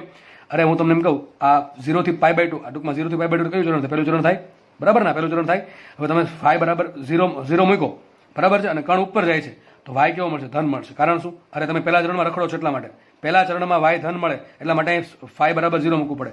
અને તમે ફાઈ બરાબર પાઈ મૂકશો તો તમે ક્યાં આવશો? નીચે આવશો. કારણ શું? ચરણ આ થઈ ગયું. જો આ ચરણ ત્રીજા ચરણમાં સાઇન કેવું હોય? ઋણ હોય. કેવું હોય સાઇન? ઋણ હોય. એટલા માટે તો જ્યારે કણ ઉપર તરફ જાય તો વાય ધન મળે, એટલા માટે ફાઈ બરાબર 0 મૂકવાનું વચ્ચેથી. અને ધારો કે વચ્ચેથી ગતિ સ્ટાર્ટ થાય છે પણ કણ નીચે જાય છે તો વાય તમને મળશે ઋણ. ધેટ મીન્સ તમારે ફાઈ મૂકવું પડશે પાય. તો જે સમજ્યા છીએ એને નાનકડી આકૃતિ સ્વરૂપે આપણે લખી નાખીએ. જો જ્યારે ગતિ વચ્ચેથી સ્ટાર્ટ થાય ત્યારે પ્રારંભિક કળા 0 હશે અથવા તો પાય હશે. હવે વચ્ચેથી કણ જો ઉપર તરફ જાય તો ફાઈ 0 લેવાનું, વચ્ચેથી સ્ટાર્ટ થઈ મધ્યમન સ્થાનથી અને કણ નીચે જાય છે તો ફાઈ લેવાનું પાય. આ ચારને જ વધારે કામ પડશે. જો ગતિ નીચેથી સ્ટાર્ટ થાય તો ઓબ્વિયસલી કણ ઉપર જ જવાનો છે તો ફાઈ આવશે 3π/2. કેટલા આવશે? 3π/2. અને જો ગતિ ઉપરના ઉચ્ચતમ બિંદુથી સ્ટાર્ટ થઈ અને કણ નીચે જાય છે તો આવશે ફાઈ બરાબર π/2. તમને રકમમાં 4માંથી ગમે એક વેલ્યુ કહેશે. તમને એમ કહેશે કે એક કણ છે નિમ્નતમ બિંદુથી સરળ આવત ગતિની શરૂઆત કરે છે. હવે ત્યારે હું તમને સમજાવીશ કે ભાઈ નિમ્નતમ બિંદુથી ગતિની શરૂઆત થઈ એટલે કે ફાઈ 3π/2 જ લેવું પડે. તમને એમ પૂછશે કે ભાઈ કણ છે મધ્યમાન સ્થાનથી ગતિની સ્ટાર્ટ કરીને મધ્યમાન સ્થાનથી ગતિની શરૂઆત કરીને ઉપર તરફ જાય તો હું ફાઈ કેટલા મૂકીશ? 0 મૂકીશ. અને એમ કે કણ મધ્યમાન સ્થાનથી ગતિની શરૂઆત કરીને નીચે તરફ જાય છે તો ફાઈ મૂકીશ પાઈ. તમને ખાલી માનો એટલું જ કીધું કે કણ મધ્યમાન સ્થાનથી ગતિની શરૂઆત કરે છે, ઉપર જાય છે કે નીચે જાય છે. ચોખવટ નથી પાડી તો હું એવું માની લઈશ કે ભાઈ મારો કણ છે ઉપર છે, ધેટ મીન્સ ફાઈ બરાબર 0 મૂકીશ. અને તમને એમ કહે કે કણ છે એ ઉપરના ઉચ્ચતમ સ્થાનથી ગતિની શરૂઆત કરે છે તો ઓટોમેટિકલી ફાઈ કેટલા મૂકી દઈશ? π/2 મૂકી દઈશ. કેટલા મૂકી દઈશ? π/2. તો બહુ આઈએમપી વાત હતી, યાદ રાખજો. દાખલામાં તમને ફાઈ નહીં આપે, તમને આવો શબ્દ આપશે કે કણ ક્યાંથી ગતિની શરૂઆત કરે છે. સમજ પડે કે નહીં પડતી? ઓકે, ચલો. તમને માનો કે એમ કીધું કે કણ છે એ શરૂઆતમાં +a/2 સ્થાનથી ગતિની શરૂઆત કરે છે. તો એના માટે ફાઈ કેટલો હોય? ચલો શોધો. મળે કે ના મળે? ચલો આપણે સૂત્ર હમણાં જોયું હતું. વાય શરૂઆતમાં કેટલું હોય? a sin phi. કેટલું હોય? a sin phi. સમજ પડે છે? હવે મારે શરૂઆતમાં વાય કેટલું છે? +a/2 આપ્યું. ટૂંકમાં અહીંથી ગતિની સ્ટાર્ટ થઈ. ચારમાંથી નહીં પણ અહીંથી અચેનથી સ્ટાર્ટ થઈ. મારે ફાઈ શોધું તો હું શું કરીશ? વાય શરૂઆતમાં કેટલું આપ્યું? +a/2 તો મૂકી દઈશ a/2. a/2 = a sin phi. કેટલું આવશે? a sin phi. ફાઈ એ ઉડી ગયા, વધ્યું શું? માટે sin ફાઈ બરાબર 1/2 આવ્યું. કેટલા આવ્યા? sin ફાઈ બરાબર 1/2. હવે sin થીટા અડધું ક્યાં થાય? 30 ડિગ્રીના ખૂણે. ક્યાં થાય? 30 ડિગ્રીના ખૂણે. તો ફાઈ બરાબર કેટલા આવશે? 30 ડિગ્રી. તો રેડિયનમાં કેટલા આવશે? π/6 રેડિયન. મળી ગયા કે નહીં? ટૂંકમાં તમને વાય શરૂઆતમાં મળી જાય તો તમને ફાઈ મળી જાય, અથવા તમને શરૂઆતમાં ફાઈ મળી જાય તો વાય મળી જાય. શરૂઆતમાં કદાચ ક્યાં છે? બે એકબીજાની સાથે ચાલશે. વાય તમને શરૂઆતમાં આપ્યું હોય t બરાબર 0 સમયે તો એના પરથી તમને ફાઈ મળશે. અને તમને જો શરૂઆતમાં ફાઈ આપેલું હોય તો શરૂઆતમાં પદાર્થ ક્યાં હશે? ધેટ મીન્સ વાય શરૂઆતમાં કેટલું હશે એ તમને મળી જાય. તો એકબીજાથી એક મળે તો બીજું મળે, એવું છે. સમજ પડી ગઈ? તો ફાઈની બધી કહાની અહીંયા પૂરી થાય છે. આઈ હોપ કે તમને હવે પ્રારંભિક કળામાં કોઈ જાતની તકલીફ ના હોવી જોઈએ. ફાઈ શું બતાવે કે પ્રારંભમાં ગતિ ક્યાંથી શરૂઆત થઈ છે, એવું નહીં અહીંથી સ્ટાર્ટ થાય.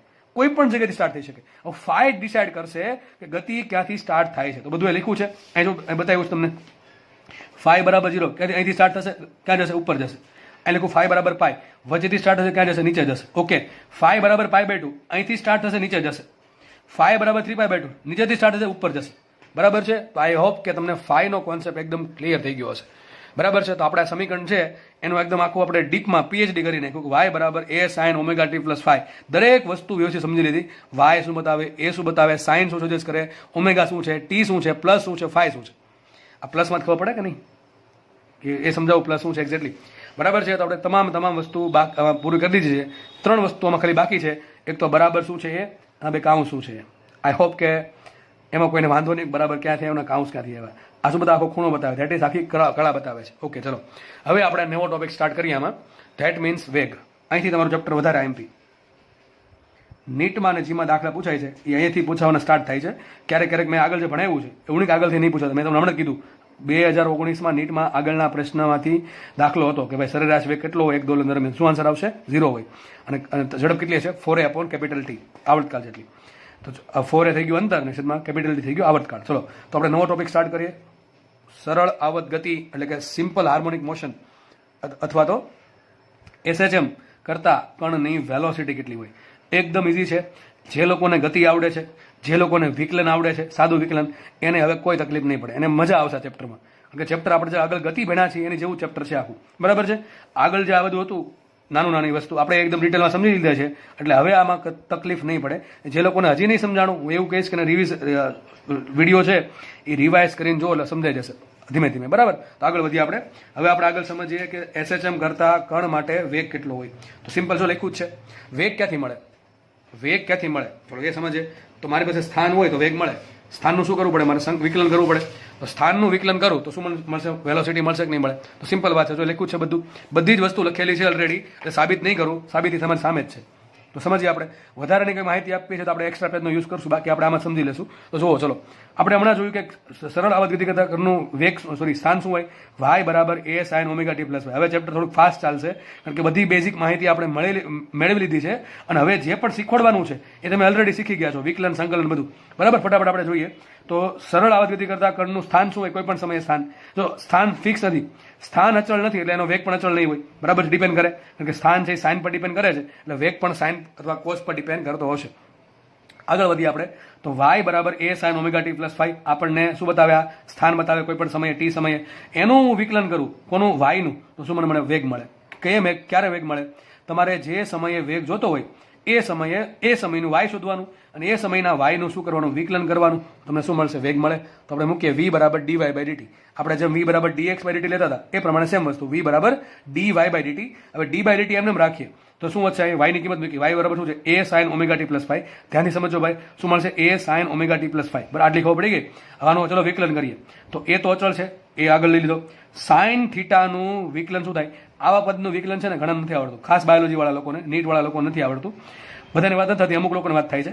તો આપણે આ સાઇન થીટાનું વિકલન શું થાય, તો એ યાદ રાખવાનું, આવું વિચારવાનું કે સાઇન થીટાનું વિકલન શું થાય, સાઇન થીટાનું વિકલન કોસ થીટા અને પછી સાઇન વગરનું પદનું વિકલન, આવું યાદ વિચારવાનું કે જ્યારે સાઇનની અંદરનો ખૂણો મોટો આપ્યો હોય ત્યારે આમ યાદ રાખવાનું કે પહેલા સાઇનનું વિકલન, દેટ ઇઝ સાઇન થીટાનું વિકલન, પછી સાઇન વગરનું પદ એટલે કે થીટા, એકલા થીટાનું વિકલન. તો આપણે શું કરશું, પહેલા સાઇન થીટાનું વિકલન કરશું, ત્યારબાદ એકલા થીટાનું વિકલન કરીને બેનો ગુણાકાર કરશું. તો જો સમજો એ અચળ છે, ચલો સાઇન થીટાનું વિકલન શું થાય, કોસ થીટા, સાઇન થીટાનું વિકલન થાય કોસ થીટા. તો શું આવશે, અહીંયા સાઇનની જગ્યાએ કોસ આવી ગયો, કોસ ને અંદરનો થીટા એમને. પછી સાઇન વગરનું પદ એટલે કયું, તો થીટા. ચલો આનું વિકલન કરો, શું થાય, કયું પદ છે, ઓમેગા ટી પ્લસ 5. જો આ નહીં આવડે તો આગળ તકલીફ પડશે. મારે આનું વિકલન કરવાનું છે ઓમેગા ટી પ્લસ 5 નું, કોની સાપેક્ષે, સમય સાપેક્ષે. ચલો તો ઓમેગા ટી પદનું વિકલન શું થાય, સમય સાપેક્ષે, ઓમેગા પ્લસ 5 તો સમય પર ડિપેન્ડ કરે ના, 5 તો પ્રારંભિક કળા છે, તમારે પ્રારંભમાં જ આપવી પડે, સમય સ્ટાર્ટ થયા પહેલા એટલે કે ગતિની શરૂઆત થયા પહેલા તમારે 5 નક્કી કરી નાખવું પડે બરાબર છે. તો 5 છે એ સમય પર ડિપેન્ડ કરે, તેનું વિકલન શું થાય, 0. આ તો ખબર પડી ને કે ભાઈ કેમ વિકલન થયું, એક ઘાત છે બરાબર છે, તો એક ઘાતની 0 ઘાત બરાબર, એક ઘાત આગળ આવશે ને એક ઘાત ઘટી જશે, શું થઈ જશે, ટી ની 0 ઘાત, દેટ ઇઝ 1. તો શું આવશે, ઓમેગા. તો યાદ રાખજો ઓમેગા ટી પ્લસ 5 નું વિકલન આવશે omega plus, that is omega.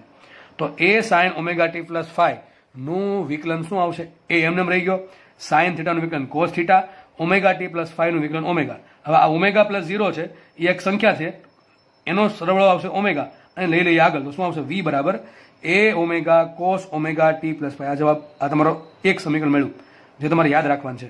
યાદ ન રહે તો ફટાફટ આનું વિકલન કરી નાખો, એક સેકન્ડમાં આન્સર આવી જશે, જોઈને ખબર પડી જાય શું આવશે, A cos omega T plus 5 plus omega, that is A omega, sorry A cos omega T plus 5 into omega, that is A omega cos omega T plus 5. તમારું એક સૂત્ર આવી ગયું વેગનું.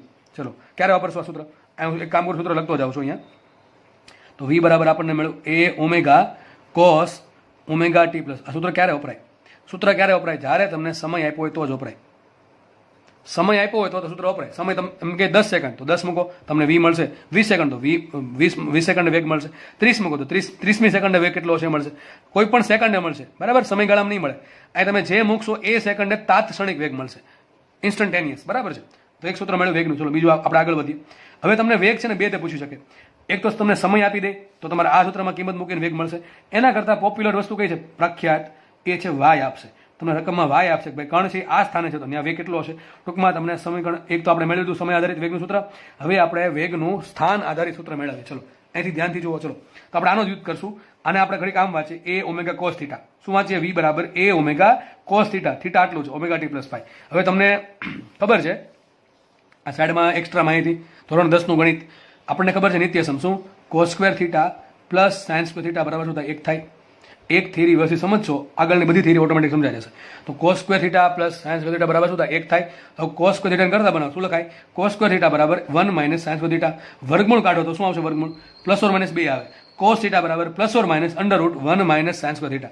કેમ પ્લસ ઓર માઇનસ 2 હું એમ કહું, રૂટ 4 છે, route 4 એનો આન્સર શું આવી શકે, 2 જ આવે. શું આન્સર આવે, 2 જ આવશે. પરંતુ હું આમ કહું કે 4 બરાબર x સ્ક્વેર છે તો x બરાબર શું હોઈ શકે, જો વિચારીએ, એક્સ બરાબર +2 હોઈ શકે અને એક્સ બરાબર -2 હોઈ શકે. વિચારો કેમ?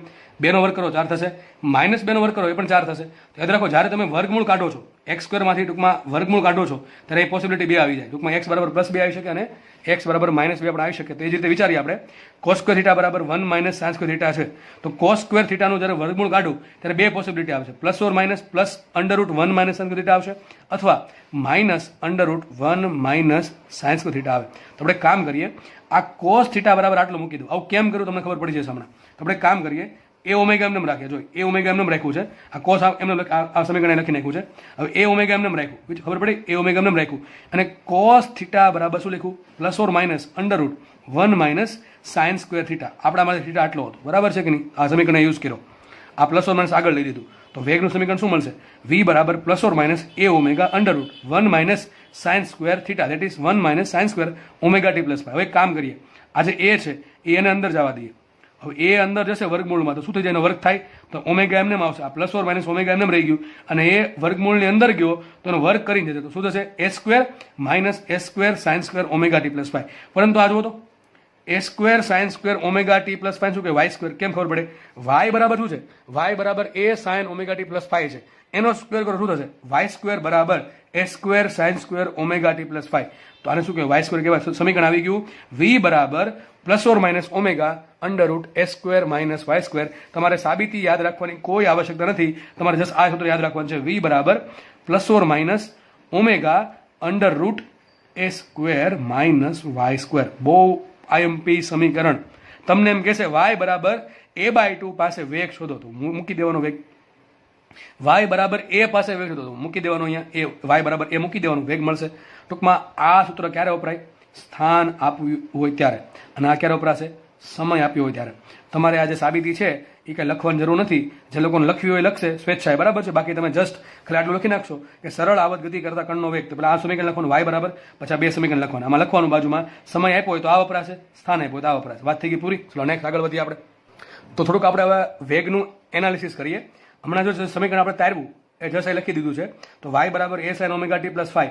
આનું વિકલન કરીને આપણે વેગ મળ્યો. કેટલો મળ્યો? v બરાબર a omega cos omega t +5. એમાં આપણે ટ્રિગોનોમેટ્રીનો યુઝ કર્યો, એના આધારે મને સાબિત થયું v બરાબર +or- ઓમેગા √a² - y².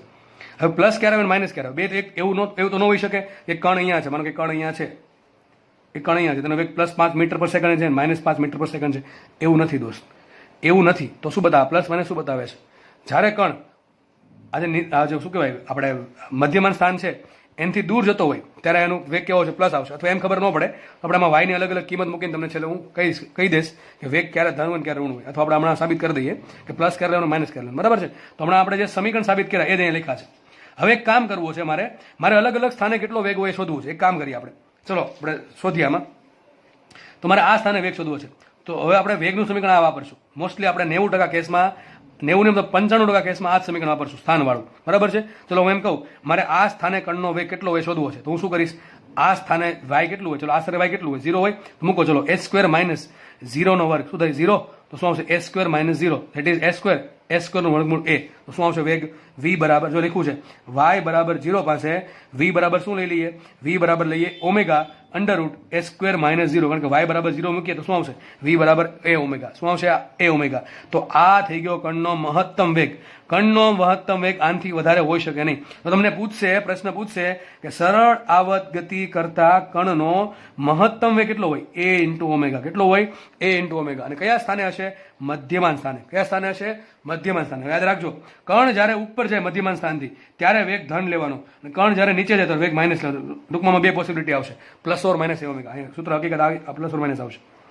તો પ્લસ એ હોઈ શકે, માઇનસ એ હોઈ શકે. પ્લસ ક્યારે હશે? મધ્યમાન સ્થાનથી ઉપર જશે તો પ્લસ લેવાનો, મધ્યમાન સ્થાનથી નીચે હશે તો કેવો લેવાનો? ઋણ લેવાનો, નેગેટિવ લેવાનો. મૂલ્ય કેટલું એનું? મૂલ્ય જ મહત્વનું છે. પ્લસ મને શું બતાવે? કણ ક્યાં જાય છે? પ્લસ હોય તો ઉપર જાય, માઇનસ હોય તો નીચે જાય. મૂલ્ય મહત્વનું છે. મૂલ્ય કેટલું છે? a omega. યાદ રાખજો, સરળ આવત ગતિમાં v મેક્સિમમ જો લખ્યું છે, v મેક્સિમમ ક્યાં હશે? મધ્યમાન સ્થાન પર. આમાં બધી જ વસ્તુ લખી દીધી છે, આની બહાર પ્રશ્ન જશે નહીં. ચલો તો આપણે સમજીએ. y બરાબર 0 મતલબ શું થયું? મધ્યમાન સ્થાન થયું. મધ્યમાન સ્થાન પર y કેટલો હોય? 0 મૂકીએ 0 તો શું આવશે વેગ? +or- a omega. પ્લસ શું બતાવે? મધ્યમાન સ્થાનથી ઉપર જાય છે. 0 શું બતાવે? મધ્યમાન સ્થાનથી નીચે જાય છે. પરંતુ વેગ કેટલો હશે? a omega. કેટલો હશે? મહત્તમ વેગ હશે. ક્યાં હશે? મધ્યમાન સ્થાન પર. તમને પ્રશ્ન પૂછાય કે સરળ આવત ગતિમાં વેગ મહત્તમ કયા બિંદુ પર હોય, તો શું આન્સર આવશે? મધ્યમાન સ્થાન પર. ક્લિયર? આગળ વધીએ આપણે. ચલો આપણે બે છેડા પર વેગ શોધીએ. બંને છેડા પર વેગ શોધીએ. ચલો છેડા પર વાય કેટલો હોય? કાં તો પ્લસ એ હોય અથવા તો માઇનસ એ હોય. સમજ પડે છે? આ છેડા પર વાય કેટલો હોય? વાય તો પ્લસ ઓર માઇનસ છે, બે લખ્યું છે. કાં તો આમાં બે સ્થાન આવી ગયા, ઉચ્ચતમ સ્થાને આવી ગયું અને નિમ્નતમ સ્થાન પણ આવી ગયું. તો યાદ રાખો વાય ની કિંમત પ્લસ ઓર માઇનસ એ મૂકો. ચલો તો શું આવશે? વાય વી બરાબર plus or minus omega under root a square. આમાં કિંમત મૂકીએ છીએ વી બરાબર plus or minus omega under root a square minus y square. હવે વાય બરાબર શું મૂક્યું મેં? પ્લસ ઓર માઇનસ ઓમેગા, બે મૂક્યા છે. હવે પ્લસ એ હોય કે માઇનસ એ હોય, બંનેનો વર્ગ શું થાય? એ સ્ક્વેર જ થાય. એ સ્ક્વેર માઇનસ એ સ્ક્વેર બરાબર 0. બહુ મહત્વનું સમીકરણ કે ભાઈ જે બે છેડાના બિંદુ છે, છેડાના બિંદુ પાસે વેગ 0 થઈ જશે તો સૌથી ઓછામાં ઓછો વેગ કેટલો? 0. સૌથી ઓછામાં ઓછો વેગ કેટલો? 0. બરાબર છે? ક્યાં હશે? બંને છેડાઓ પર, અથવા શું કહેવાય? અંત્ય બિંદુ. અંત્ય એટલે કે જે અંત પામે છે બિંદુઓ. કયું બિંદુ આવશે? ઉચ્ચતમ બિંદુ, નિમ્નતમ બિંદુ. તો બહુ મહત્વનું સમીકરણ મળ્યું. ધ્યાનથી સમજો આવું કંઈક છે. જો કણ જ્યારે મધ્યમાં સ્થાન પર છે બહુ વધારે વેગ ધરાવે, જેમ જેમ જેમ જેમ ઉપર જશે એમ વેગ ઘટતો ગયો એક કિલો થઈ ગયો 0. અહીંયા 0 થવો જ જોઈએ. જો વેગ 0 ન થયો તો હજી ચાલુ રાખત ગતિ, ધીમે ધીમે ચાલુ રાખત. અહીંથી રિટર્ન કેમ આવે છે? હવે નીચે આવશે, કારણ કે વેગ 0 થઈ ગયો તો પોતાની ગતિની દિશા બદલાવશે, ધીમે ધીમે નીચે આવશે. અહીંયાથી ધીમે ધીમે ધીમે નીચે આવ્યો. જેમ જેમ જેમ નીચે આવશે એમ વેગ પછી ફરતી વધી ગયો, વધતો 1 કિલો થઈ ગયો પાછો મહત્તમ. હવે નીચે જાય છે, નીચે જેમ જેમ જશે એમ વેગ પાછો ઘટતો જાય છે. વેગ ઘટીને અંત્ય બિંદુ પર પાછો 0 થઈ ગયો. 0 ન થયો તો હજી આગળ વધત, પણ 0 થઈ ગયો એટલે શું કરશે? પછી રિટર્ન થશે. રિટર્ન થઈને પછી ધીમે ધીમે ઉપર જશે. જેમ જેમ જેમ ઉપર જશે એમ એનો વેગ વધતો જશે. તો આ પ્રમાણે સાયકલ ચાલ્યા જ કરશે. તો યાદ રાખજો, આજે તમારી પેન પેન ખસેડું છું એ ધીમે ધીમે ખસશે. જેમ જેમ ઉપર જાવ છો એમ વેગ ધીમે 0, અહીં 0 થઈ ગયો. હવે ધીમે ધીમે વધારે ચાલશે ફાસ્ટ. અહીં થઈ ગયું મહત્તમ. ફરતી બાજુ નીચે ગયો, વેગ ધીમે ધીમે ઓછો થયો. બરાબર છે? અહીંયા થઈ ગયો 0. હવે પછી ફરતી ઉપર જાઓ છો, ધીમે ધીમે વધીને પાછો થઈ ગયો હતો એટલો ને એટલો. બરાબર છે? તો આ આખો ખેલ છે કોનો? વેગનો. તો વેગ મહત્તમ ક્યાં હોય? એ ઓમેગા. અમને એમ ખબર પડી જાય ઉચ્ચતમ સ્થાન પર નીચેતમ સ્થાન પર વેગ 0 હોવો જ જોઈએ. 0 ન હોત તો આગળ હજી વધત, પણ એવું તો થવાનું નથી. આની વચ્ચે ગતિ કરવાની છે, આ બી પોઈન્ટની વચ્ચે જ તે. એટલા માટે મધ્યમન સ્થાન પર વેગ સૌથી વધારે હોય. બરાબર છે? એકદમ સોલિડ આપણે તમને કોન્સેપ્ટ ભણાવ્યો. બરાબર? આગળ વધીએ. આપણે ગ્રાફ ડ્રો કરવાનો છે. કોનો ગ્રાફ ડ્રો કરશું? જુઓ, મારે વાય નો વી નો આલેખ દોરવાનો છે.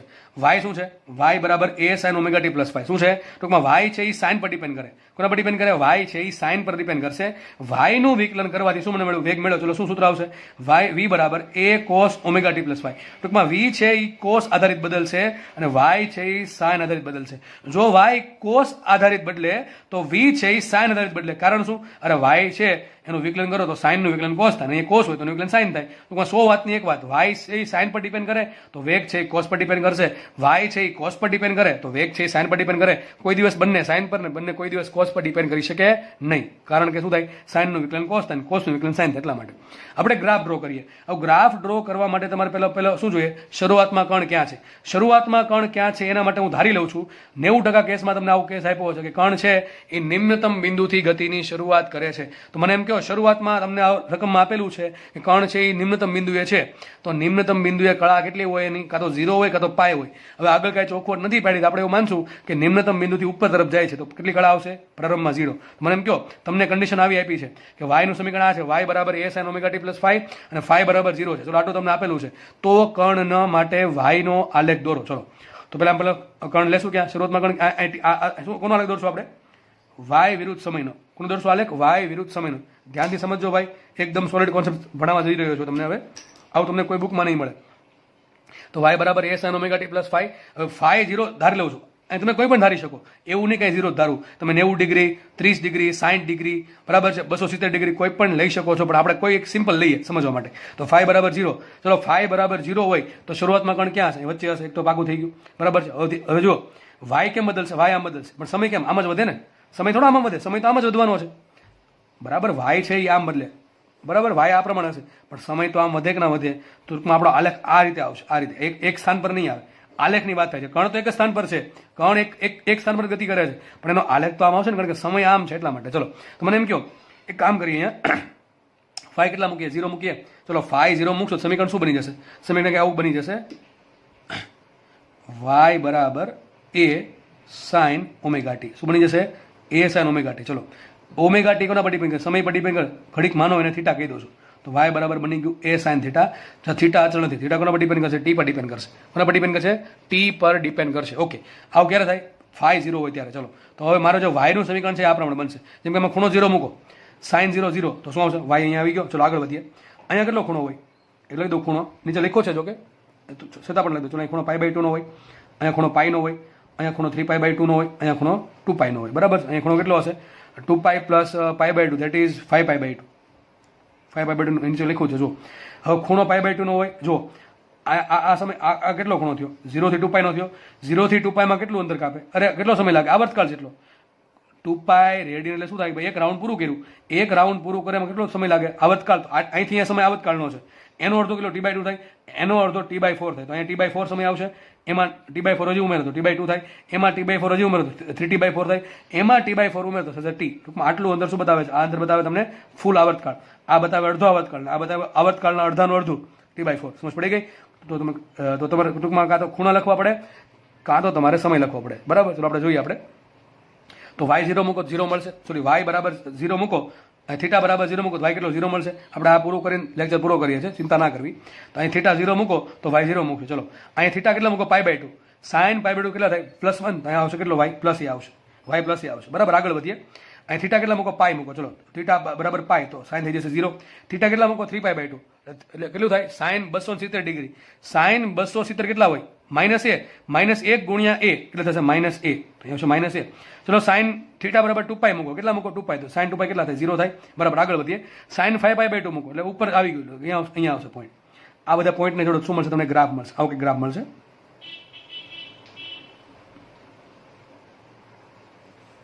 આ મળી ગયો y નો ગ્રાફ, કે જે y છે એ આ રીતે બદલે છે.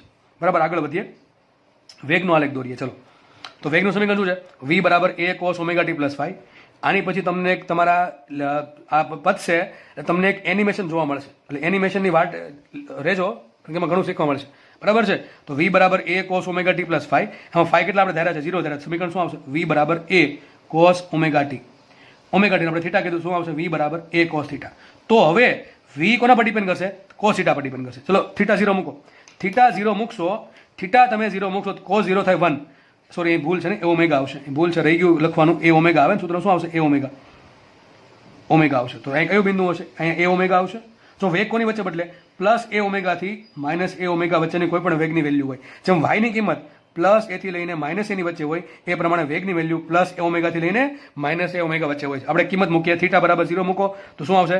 cos થીટા 1 થશે. કેટલો વેગ આવશે? પ્લસ એ ઓમેગા. ત્યાં આવશે પ્લસ એ ઓમેગા. ચલો થીટા બરાબર π/2 મૂકો. cos π/2 0 થાય, વેગ 0 આવશે. ચલો થીટા બરાબર મૂકો π તો કેટલો આવશે? માઇનસ ઓમેગા, ધેટ ઇઝ અહીંયા આવશે. થીટા બરાબર કેટલા મૂકો? 3π/2 તો 270 ડિગ્રી cos 0. થીટા બરાબર 2π cos 1 એ ઓમેગા. બરાબર. cos 5/2 0 આવશે. બરાબર. તો જો કેવો આલેખ આવશે?